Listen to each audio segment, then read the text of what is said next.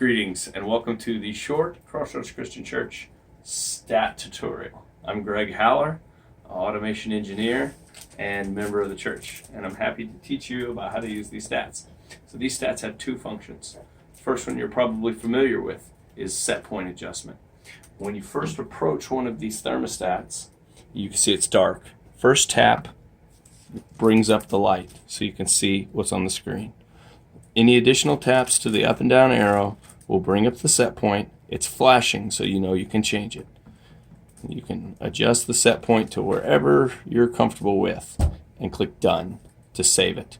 Most stats will reset to a certain set point every night to avoid having it stuck in weird modes. So if you're using a space over and over again, check it each day.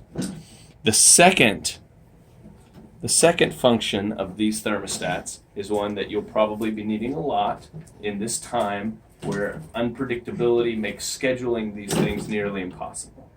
So the way these units work is they have an awake and a sleep mode called occupied and unoccupied. And one of the things we do is we try to schedule these units off when nobody's around to save on energy costs, because that's one of the largest, well, if anybody that pays their veteran bill knows, it's a huge cost. So we turn the units off when we don't think there's going to be anybody there, but unfortunately we're not psychic, so we get it wrong. So if you get into a space at night or outside of regular scheduled hours, one thing I want you to check is on these stats, look up in the right corner. There's a little house with a man in it. If the man's in the house, your unit is awake. If it's an empty house, your unit is asleep. I would like to show you how to temporarily...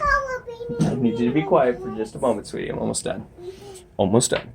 I want to show you how to temporarily wake up your unit. So if you come up to the stat and the house is empty, what you'll do is hit this top button where it says override. That overrides it to occupied mode. Okay, so I'm just going to hit it once and it say override to occupied. That wakes up the unit. Hit done and you will get 3 hours of occupancy. So check it again in 3 hours. You might have to press the button again, but that's going to cover 99% of the special activities that may happen in a room after hours. So between those two things, set point adjustment and overriding the occupancy, I hope that will help everybody have a happy and comfortable transition back to the new normal. Thank you for watching.